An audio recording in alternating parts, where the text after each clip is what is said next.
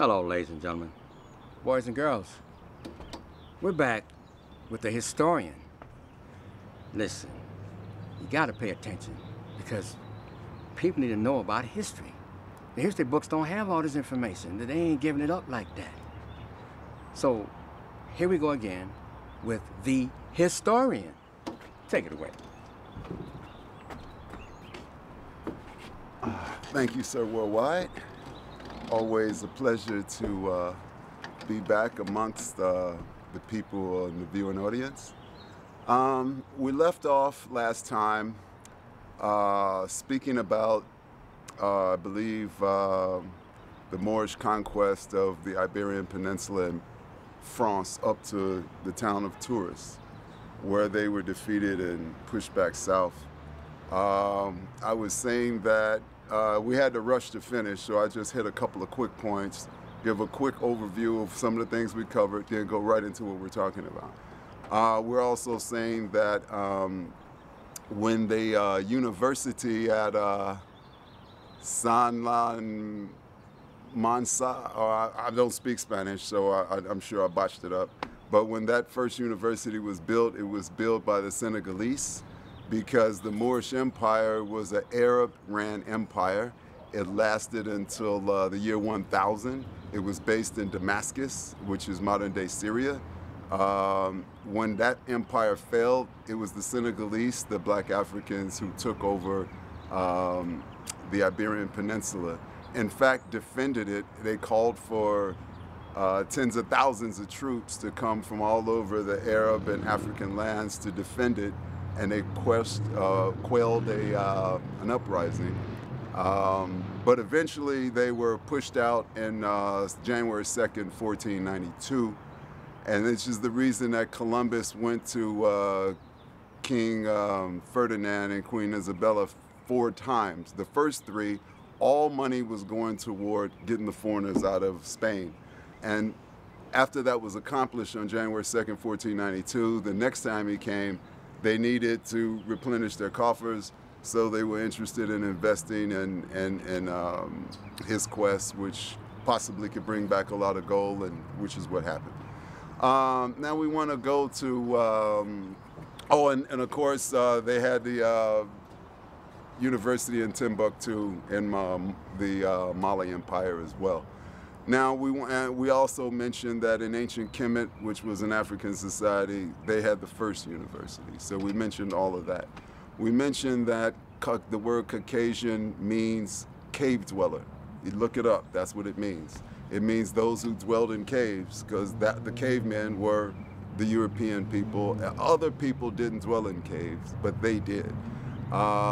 These are just facts that, you know, and I'm saying this to tell people of color, the sons and daughters of slaves of this land, the so-called black people, that you have to have more pride and love for self and for your brother and sister. And if you understand your past, you understand how glorious it was, and compared to those who you revere today, who subjugate you in this land, if you compare what you had to what they have, you would understand how great you are, and then you wouldn't let them subjugate you so easily. So we want to say that. This is another important point. Caucasian people are, in fact, according to DNA evidence, this is not my opinion, they have Neanderthal in their genetic makeup, which means they mated with these Neanderthals once they left out of the Fertile Crescent African area and started to go into other lands. They found Neanderthals there. They had sex with them, had offspring. How do we know that? Because they have DNA. They have Neanderthal in their DNA. Also, in fact, everyone in the world, all races of people have Neanderthal in their DNA except for Africans and black people. Those are the only ones who do not. Do the research. Don't take my word for it. Do the research. So-called black people and Africans are the only Homo sapiens sapiens on the planet. Everyone else is Homo sapien Neanderthal. And specifically Caucasian people, and here's the irony here of propaganda, Caucasian people also have what they call rhesus monkey. If you go get a blood test right now at your doctor or a hospital or a clinic, ask them to run your blood type. And when they run your blood type, at the very end of it, it may indicate RM, which means rhesus monkey. This is something that only Caucasian people have. They say black people come from apes, but actually white people have monkey in their DNA along with Neanderthal. They are not 100% humans. Only black people and African people are 100% humans. Those who weren't raped in colonialism or slavery and had those genes raped into their line. Those who were not that are 100% Homo sapiens sapiens. Remember, we also said the darker you are, the more vitamins and minerals you have in your system. This is important to know. Don't hate your blackness. Don't hate how dark you are. Stop trying to lighten your skin or straighten your hair. Those are signs of genetic weakness. And God, please, sisters and brothers, please stop coloring your hair yellow. That is so stupid. I know you think it's blonde. Blonde is just a French word for yellow. It's just yellow. And what yellow, if you take a piece of fruit or vegetable growing and you take it off and you let it, and you don't water it, obviously it'll start to turn yellow because that's depleting its vitamins and minerals. That is the green eyes, blue eyes, those kinds of contacts. Oh, it's fun, it looks good. No, it makes you look genetically recessive. That's what it makes you look, genetically recessive. And that's why those people can't sit in the sun without using suntan lotion and so forth, which you don't even need. And of course, they're sitting in the sun to look like you because they hate their pale skin. Now, why am I telling you all of this? We have to know the root of the problem of our subjugation, whether we were colonized or enslaved by the European. And this it is right here. I hope you can pick that up.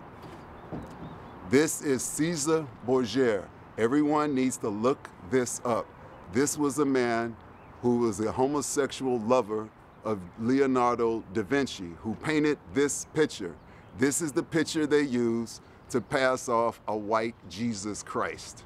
That's Cesare Borgia. Here's his actual picture next to it, how he was dressed in the 1490s. Look him up. He's the illegitimate son of the Pope, Alexander VI. You can look all of this up. In fact, just Google Cesare Borgia, Jesus. Just Google it, and all of this will come up. Maybe you've seen on, I don't know if it was Netflix or whoever, they had a series called The Borgias, and he comes from that family. He also, I believe I read, he was a lover of his sister, his actual maternal, paternal sister. And he also was a lover of Michelangelo, if I'm not mistaken. These people don't represent the Most High. This represents a deaf culture because obviously two men can't procreate. So this represents a deaf culture, and it's a culture we don't need to be in, is my point. But the bottom line is the reason you're lightening your hair, putting on contacts, to look recessive, genetically recessive, is because you don't understand that this guy, who they call Christ, biblically, his description was he had hair of wool. Wool hair, only black people have woolly hair. They call it nappy hair, the hair you have before you straighten it. That's what Christ had. And then it says that his skin was bronze. Bronze is a derivative of brown. All you have to do is look that up. That's easy to do. And then it says as if it burned in a furnace. Anything you burn is going to turn black. If you burn white rice, it will turn black. So the point being that the one you call Christ actually looked more like Wesley Snipes with a beard. He was about that dark, according to the Bible, which everyone swears allegiance to. But you don't have any allegiance to it because you have allegiance to this European guy that they painted this fake picture of. And that's the first thing you got to understand. You will never get out of underneath the subjugation and cloak of what they call white supremacy, and they're actually not white. We covered that too. They're actually red. But you'll never get from underneath the cloak of that until you dismiss the fake concept of a white Jesus. It's really that simple. If you can't do not, I don't care if you're Christian, Muslim, Buddhist, whatever. This is the picture they use when Columbus, on his latter journeys, and when they went to conquest those lands, these are the pictures they used. When they went into Africa, these are the pictures they used. When they went to Asia, the pictures they used. In spite of the very text they had in their hand, said he was a black man. So this is something that really must be understood by all so-called black people. You have to stop bowing down to your oppressor. You have to stop envying your oppressor. You have to stop that. Because if you don't, number one, no one's gonna respect you. And no one basically does now, because it seems as if we don't respect ourselves. I'm talking about as a people.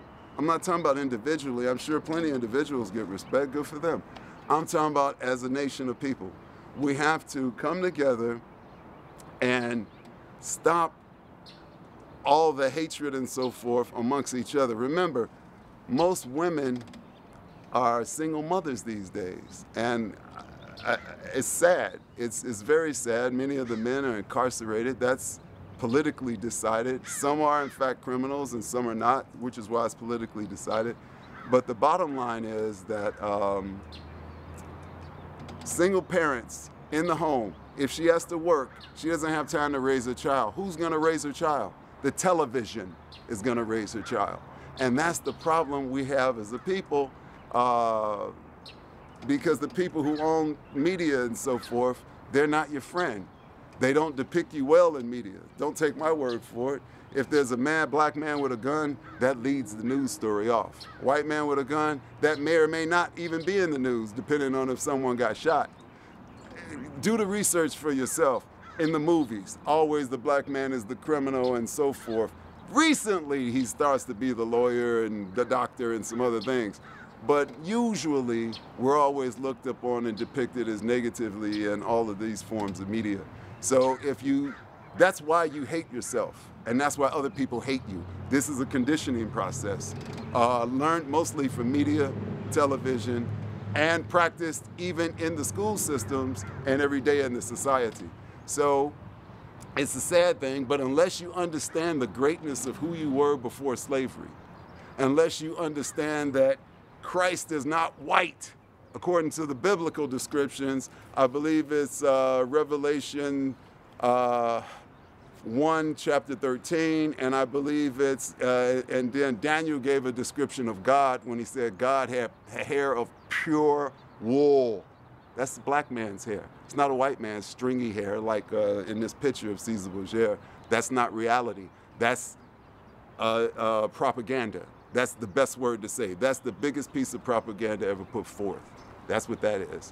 But Daniel, was it 7:9, says that as well. So let's at first disseminate all of that. Let's understand our blackness is a blessing. Let's understand Christ was as black as Wesley Snipes and Sidney Poitier, except he had a white beard and a white afro. But let's understand that. That's according to the depictions in Daniel 7 and 9. I forget the other was also in the 7th chapter and in Revelations 1:13. I'm not trying to convert anyone to any religion. I'm against religion. Just the Greek word means control. But you must know your history. Know who those people were. Last thing I'm going to say about it, primary resources are best. That's what we study when we get history degrees. And if you look up Roman artists, how they painted the Israelites in the time of Christ, they painted all of them as black. That's a primary source done at that time while they were viewing those people 2,000 years ago. That's not someone's opinion about a writing or a picture or a cartoon based on that propaganda that came out of the 1490s with Cesare Borgia. So let's remember who we are, how great we are. Stop looking up to the Caucasian who was the last one to know the world was flat, the last one to have a window or a shoe. He lived in a cave. You never did that. Stop looking up to those people and come back into understanding knowledge yourself and pursue knowledge. And next time we'll talk about how to bring the community together. All right, thank you, and peace and love, family.